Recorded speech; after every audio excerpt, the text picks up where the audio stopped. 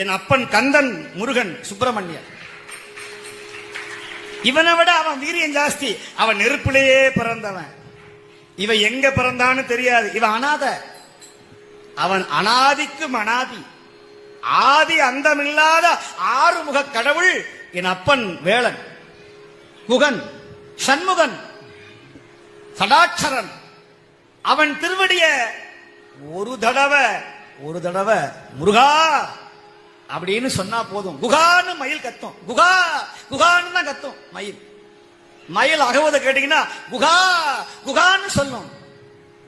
சுப்பிரமணியா, கந்தா, கடம்பா, கந்தனையே சொந்தமென எண்ணிவிட்டால் சந்ததமும் முந்தனருள் கூடி வருமே. நீ யார சொந்தம் நினைக்கணுமா? கந்தன் என் சொந்தம் நினைக்கணும். கந்தப்பன் என் சொந்தப்பன்.